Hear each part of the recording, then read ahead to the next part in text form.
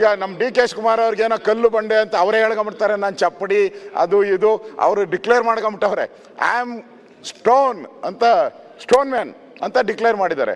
ನೀವು ಹೃದಯ ಇರೋರು ಅವತ್ತು ನೀವು ಹೇಳಿದ್ರಿ, ನಾನು ಹೋಟ್ಲಿಗೆ ಹೋಗಿ ನಾನು ಅಲ್ಲಿ ತಿಂಡಿ ತಿಂದ ಆದಮೇಲೆ ನನಗೆ ವಿಚಾರವನ್ನು ಪೊಲೀಸರು ಒಂದು ಸತ್ತಿದೆ ಅಂತ ಹೇಳಿದ್ರು ಅಂತ.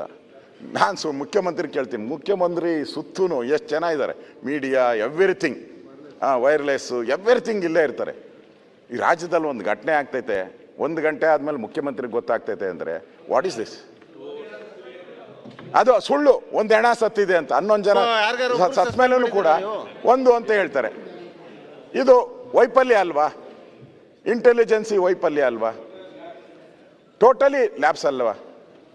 ಅವ್ರು ಹೇಳಿದ್ರು ನನಗೆ, ಅದಾದ ತಕ್ಷಣ ನನಗೆ ಮನ್ಸಿಗೆ ಬೇಜಾರಾಯಿತು, ಮನಸ್ಸು ನನಗೆ ಒಂದು ಬ್ಲ್ಯಾಕ್ ಮಾರ್ಕ್ ಅಂತ ಅನಿಸ್ತು ಅಂತ. ನನಗನ್ಸ್ತತೆ ಇವತ್ತು ಮುಖ್ಯಮಂತ್ರಿಗೆ ನಾನು ಹೇಳ್ತಾ ಇದ್ದೀನಿ, ನೋ ಬ್ಲ್ಯಾಕ್ ಮಾರ್ಕ್, ನಿಮ್ಮ ಮೇಲೆ ಬ್ಲ್ಯಾಕ್ ಮಾರ್ಕೇ ಇಲ್ಲ. ಯಾವಾಗಿಲ್ಲ ಅಂದರೆ ಇದು ತಪ್ಪಾಯಿತು ಅಂತ ನಾ ಹೇಳ್ಬಿಟ್ರೆ ಆ ಬ್ಲ್ಯಾಕ್ ಮಾರ್ಕ್ 100% ಹೊಟ್ಟೋಗ್ತದೆ, 100% ಹೊಟ್ಟೋಗ್ತದೆ.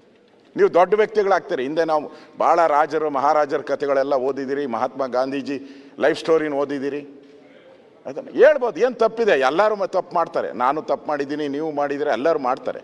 ಇಲ್ಲಿ ಅಮಾಯಕವಾದಂಥ 11 ಜನರ ಪ್ರಾಣ, ಇವರೇನೋ ಯಾರೋ ಪೊಲಿಟಿಷಿಯನ್ ಅಲ್ಲ, ಯಾರೋ ದೊಡ್ಡ ವ್ಯಕ್ತಿಗಳಲ್ಲ, ಕೋಟ್ಯಾಧಿಪತಿಗಳು ಯಾರೂ ಅಲ್ಲ, ಬಾಲಕರು. ಮುಖ್ಯಮಂತ್ರಿನೇ ಹೇಳಿದರು ಅವ್ರ ಭವಿಷ್ಯ ಏನೇನೋ ಇತ್ತು, ಏನೇನೋ ಆಸೆ ಇಟ್ಕೊಂಡಿದ್ರು, ಡಾಕ್ಟ್ರು ಇಂಜಿನಿಯರ್ ಏನೇನೋ ಆಸೆ ಇಟ್ಕೊಂಡಿದ್ರು ಅಂತ.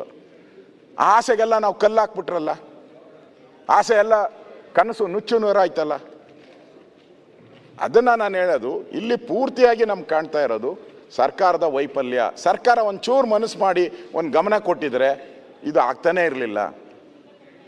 ಆ ದೃಷ್ಟಿಯಿಂದ ನಾನು ಮುಖ್ಯಮಂತ್ರಿಗಳಿಗೆ ಈಗ ಕ್ರಮ ತೆಗೆದುಕೊಳ್ತಾ ಇದ್ದೀರಾ, ನೋಡೋಣ ಕೋರ್ಟಲ್ಲಿ ಏನಾಗುತ್ತೋ ಅದು ಬೇರೆ. ಆದರೆ ನೀವು ಆ ಕ್ಷಮಾಪಣೆನ ಕೇಳಿಲ್ಲ ಅನ್ನೋ ಒಂದು ಸತ್ಯ ಸಂಗತಿನೂ ನಿಮ್ಮ ಗಮನಕ್ಕೆ ತರ್ತಾ ಇದ್ದೀನಿ.